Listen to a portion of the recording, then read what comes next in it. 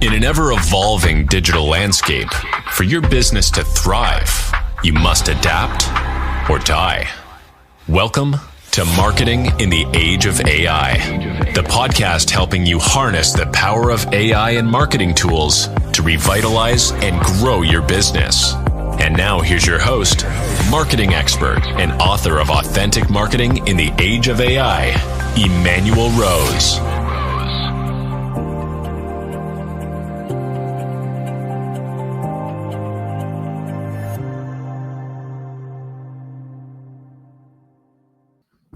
Thanks for joining another episode of Marketing in the Age of AI. I have the pleasure of talking to Vince Warnock today, and he has been in the front of this thing since I think about February 2023, and I'm excited to see what he's got cooking up and what your impressions are, Vince. Welcome to the show. Hey, Emanuel, so good to be here, man. Yeah, I'm really I'm happy you could make some time, and I know you're on the other side of the time zone right now. You're in Australia, right? Yes, I am. It's 5 o'clock in the morning. Well, man, after my own heart. Yeah. That's awesome. You're up early, and thanks for joining us. Oh, thanks for having me, man. Yeah. Well, it's been a pretty wild ride, even just since February 2023 when you released your first prompt writing book. What are kind of some of the high level impressions that you have in this so far? Oh, mate, it's been a crazy ride. So February 2023 is when I put my first AI book out there. Yeah. But I've been in the industry for about 20 odd years, and when we saw the change, like I was the chief marketing officer at Cigna Insurance. We were working on a massive AI project, which was so much fun, like, honestly, but so much manual labor, so much training of these models, fine tuning these models over and over again, just to get them to a state where we could put it in front of people. Yep. And then when I left there, I just decided I was unfulfilled and thought, that's it, I'm done. I'm moving on from there. I'm going to do my own thing. Probably about 2 months after I left there, I get an email from Google saying, hey, we just put a new white paper out. You may want to check it out. And I looked at it and went, oh, you jerks. This is cool. I'm like, why didn't you do this breakthrough a year ago? We could have fast-tracked everything. Yeah. But fast-track is the key word. And even since I put that book out in February 23, that book is still my bestseller by a long shot. And I put many books out about AI and marketing, but that's my bestseller. And I don't want people to buy it. And the reason I don't want them to buy it is because it's so out of date. And if I put a book out today, it'll be out of date tomorrow. Right. It is moving so fast. And we've just had the release of Flux, which is a brand new open source image generation model on par with Midjourney. And already that's making waves. So things like this are coming out almost every single week. It's incredibly hard for people to keep up. Well, that's a great point. And, I'm in the same situation where it's like, I don't even to write a conference deck that I have in 6 weeks. I'm like, I keep putting it off because I want it to be as current as possible by the time I actually give the presentation. We did a training session to a bunch of design students in Saudi Arabia. And there was about 40 of them in there, and we'd put together all the itinerary or everything we were going to cover off. And we got in there. One of them noticed about halfway through that we haven't actually looked at the itinerary at all. And that's because it was all out of date. We did it a month before. We were like, don't use those tools now. Here's where you should be focused. This is what you should be doing. But even seeing their faces, it was really interesting because they were very cynical at first. Like, they all signed up because their university had said, hey, look, we need some AI experts to come in and show you how you can use this. And they're all like, well, we're designers. We don't need AI and everything. Right. And one of them challenged me and my co-founder and said, look, I just don't think AI is going to add any value to us. It can't tell us what the latest trends are because it will never be up to date. And I said, well, let's try that out. Yeah. So we did parallel models. We took Mistral, we took Gemini, we took ChatGPT and Claude, and we asked all of them the same question. We said, it's 2024. Give us what the latest fashion trends are for the year, and at least 2 of those models absolutely nailed it, to the point where the student who asked the question got really excited, just going, oh my God, that's exactly it. And one of them, by the way, if you're ever wondering what the fashion trends are for this year, peach power is apparently one of those. So peach colored clothing. Yeah. Who knew? So probably not going to make it into my wardrobe. Yeah, no, neither mine either. Maybe a little peachy colored if I'm in the sun too long. But but then they said, "Oh, yeah, but, you can't get it to design clothes to the level that we do." And I said, "Well, you don't use it for that." I said, "Use it to enhance what you're doing." And one of them just cheekily said, "I bet it can't make a peach-colored, wedding dress." So we said, "All right, let's test Yeah. this out." So again, Right. we did multiple models. We used Midjourney, DALL-E, and that. And even Yeah. just in DALL-E, which is the least realistic looking or like photographic looking at just a base prompt, what it came back with was stunning. And all of these students were like, "Whoa." So then we took that. It was this image of this beautiful woman on a beach in a peach colored wedding dress. It looked stunningly gorgeous. We then took that and threw it into an animation program and animated the sea around it. Everything. We used Leonardo's motion thing. Yeah. The animated the sea around. Suddenly, we've got this beautiful visual of these waves rolling in, and this woman, a little bit of wind in her hair, wearing this beautiful, modern and fashionable wedding dress. So, yeah, it's interesting how quickly people's tune can change when they see the power of these things. And it's interesting even that students are not like in that I wonder mindset to go and test a bunch of things, right? But Oh they yeah, yeah, yeah, have to be instructed to do it. I think that's yeah, fascinating. exactly. Yeah. Yeah, and that's the thing too. I mean, you know yourself, when we first used chat-based, LLMs or chat-based AI, we first used that. We probably came. I mean, I definitely came at it like I was using Google.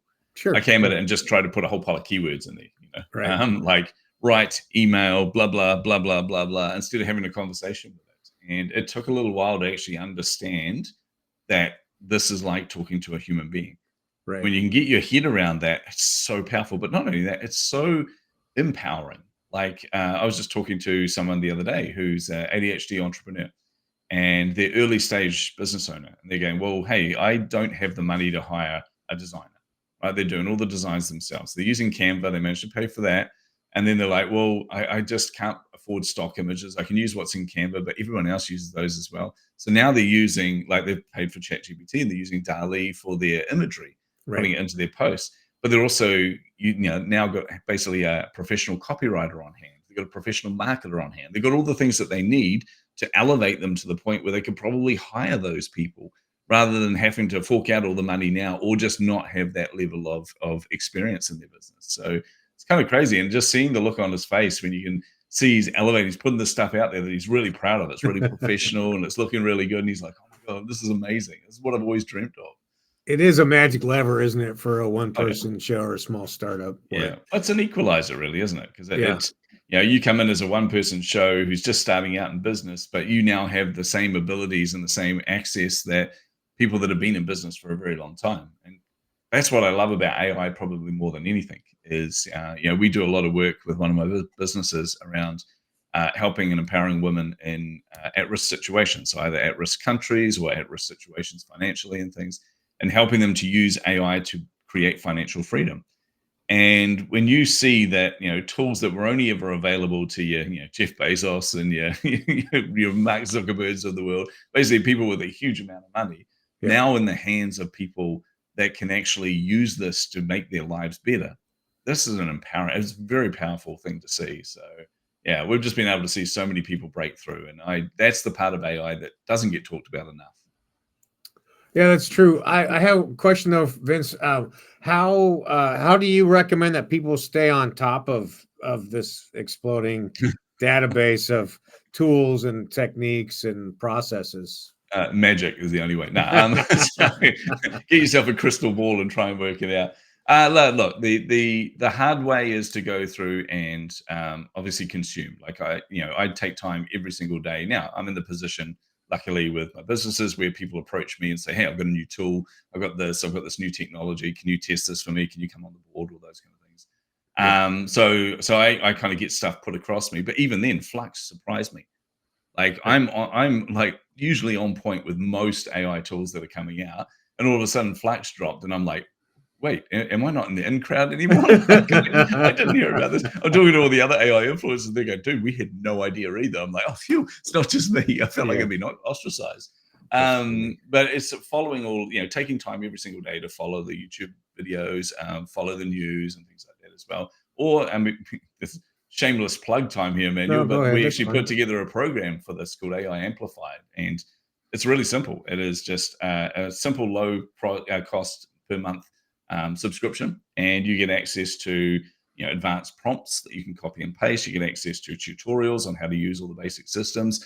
But you also, and for me, I thought that was going to be the draw card for it. I thought everyone's going to want to learn how to use these tools. Everyone's going to want to learn the advanced prompting techniques and all this, and they all get free copies of my books and all that. But actually, the thing that drew people to it was we just do short videos and they're showcasing how to use brand new tools. Nice. And the comment from someone was, I'm finally in the in crowd. I finally get to hear about these things before everyone else. I finally get to. So that's been really exciting. Just being able to see, be able to present these tools to people and things. So we put new content in there every single week. We've only just launched it. So it's got, about, I think 20 or 30 pieces of content in there now, but every week we're putting 4 or 5 more tools that they can hear about and different tutorials in there. No, that's amazing, and that's what caused me to reach out, because I think it's important that people start some structured learning around how to use this, and then it's a permanent part of our tech stack as marketing professionals, and we need to understand how to use it, and we need our leaders to show us what the best activities are. So and I think part of the challenge we've had too is a lot of the people that have been showing people how to do it up until now either really don't know what they're doing. They're not really on the inside of these things at all, or they try and make it too technical. And the challenge with this is the way we're heading with AI is don't be technical. It is designed to have a conversation. So that's one of the things we really kind of drill down on in there is how to treat this like an employee, how you can use these tools to, even when you don't know what to ask it, asking it what to ask it. It's one of my best tips for everyone is, just if you don't know how to craft a prompt, just ask ChatGPT or Claude or any of these tools, how do I create a prompt? In fact, it's one of the best things within ChatGPT. Is a hack for everyone, because ChatGPT's got DALL-E built in, which is image generation, if you're paying for the pro version. And most people will try and write a prompt in there. They'll say, create an image of a chimpanzee riding a tricycle, drinking a cup of coffee, right? And it'll do its best to try and understand that. But what they don't realize is that ChatGPT is very conversational. Image generators are not conversational, right? They're almost keyword driven. But the one thing that knows DALL-E better than you do and knows how to prompt DALL-E better than any of us is the thing it's integrated with, which is ChatGPT. Sure. So actually going into ChatGPT, instead of going create an image, saying, hey, look, I want to create an image. I want to create it for a meme that I'm putting out there on social media. And I want to have a realistic looking monkey with riding a tricycle, drinking a cup of coffee. What would be a good prompt for this? And it will give you a detailed prompt. Like it'll go into detail what the background will look like, what the tricycle will look like, all these kind of things. And then you just go, cool, create that image, please. They'll create the image for you. Nice and simple. Yeah, it's like having a conversation with your graphic designer in the old days, exactly. right? Yeah. Except it actually understands better than most graphic designers.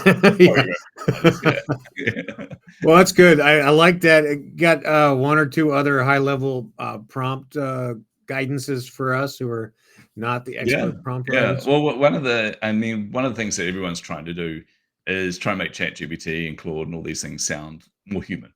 And it's more and more frustrating when you get like a barrage of emails come into your inbox and you can tell easily which ones are written by AI. But that being said, I send out emails that no one would even know are written by AI. And one of the simplest hacks, like there's a lot of things you can do around training your voice and all that, training it on your voice and things like that. It's like for myself, I always ask it to use the tone. I say, look, for a tone, I want it fun, I want it friendly, but I want it journalistic. So that way it takes out adjectives or adverbs rather, and puts it more in probably closer to my voice than anything else.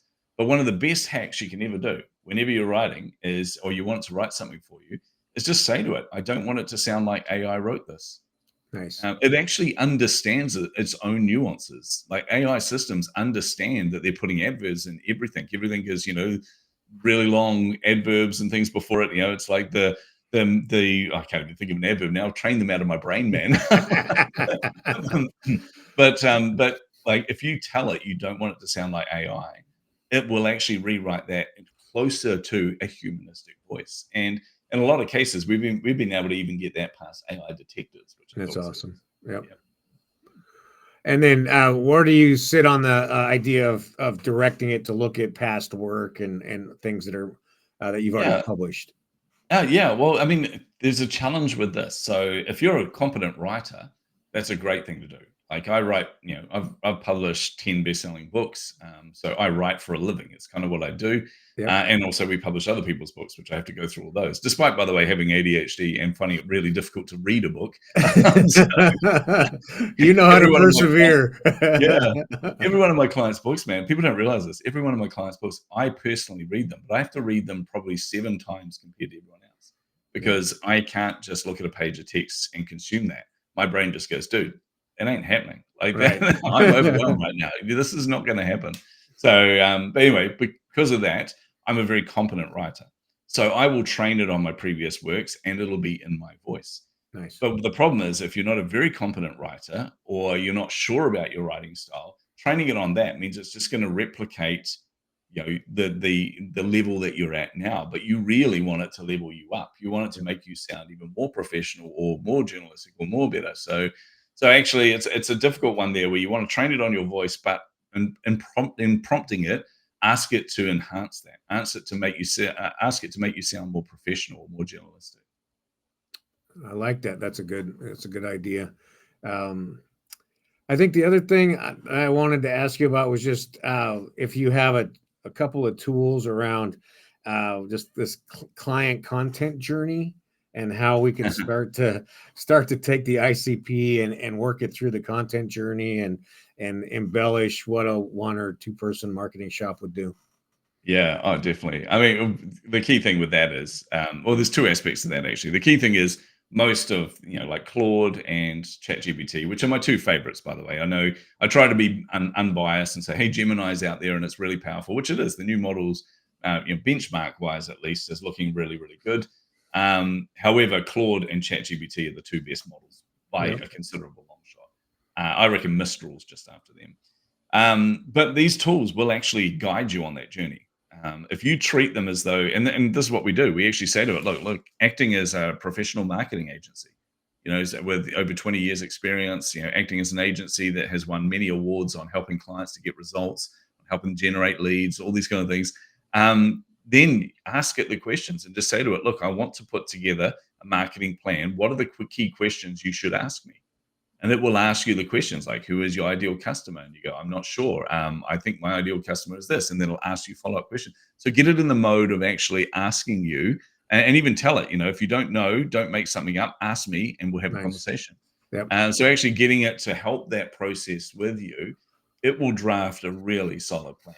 And by the end of that, you'll end up with, an ICP, you'll end up with, message tree for all your messaging and everything. So you'll end up with a pretty solid approach to marketing.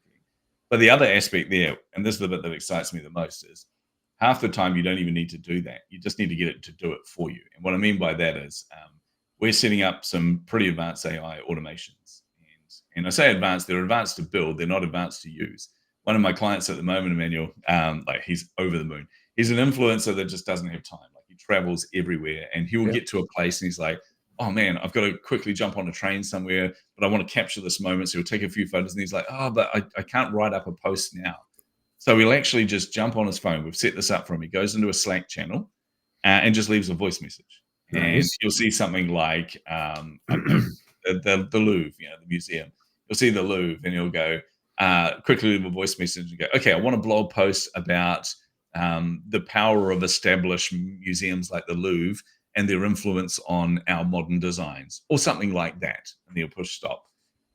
Our automation then kicks in. That voice message triggers an automation process that transcribes what he said, right? And then puts that into a primer to then understand what he's trying to say.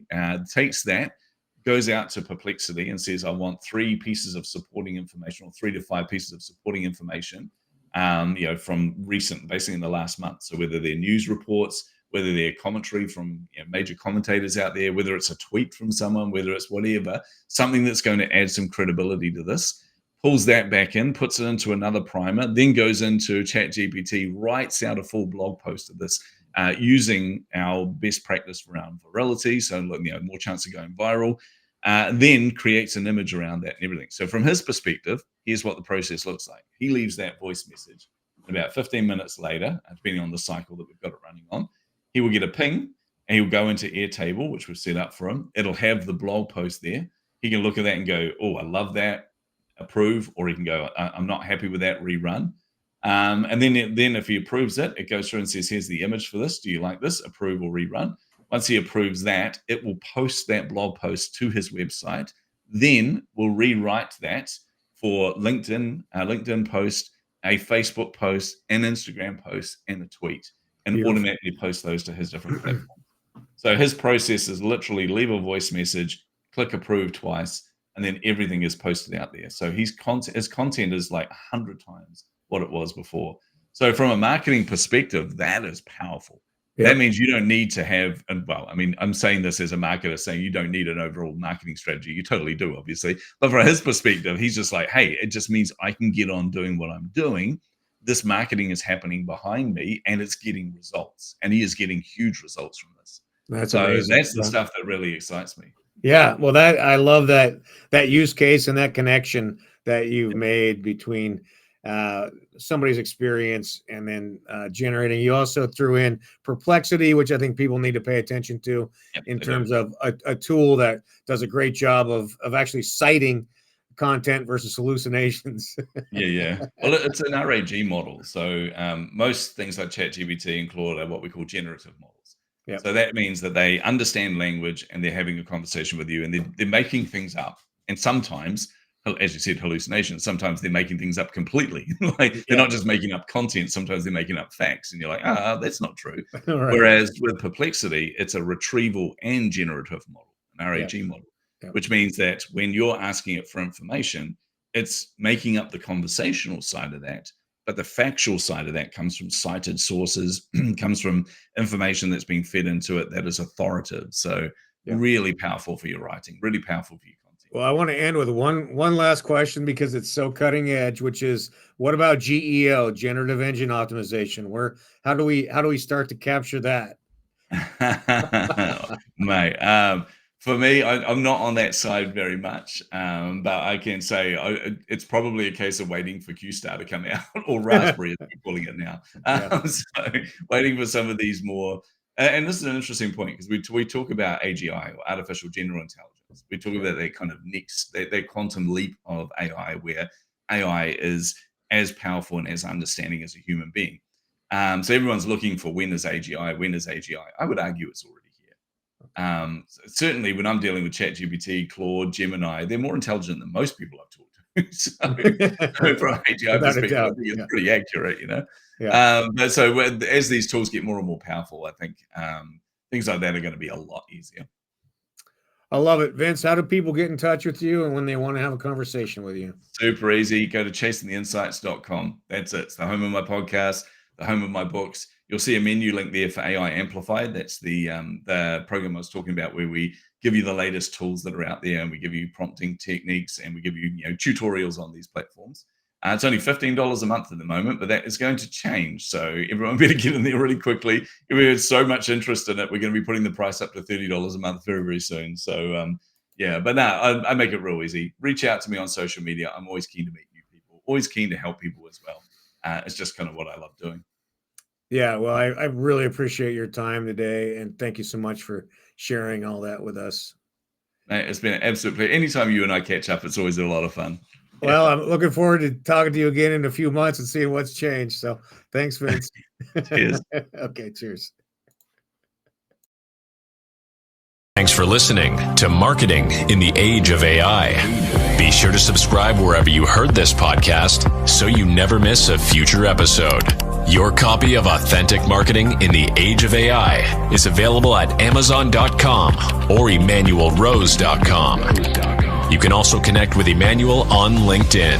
Thanks again for listening, and we'll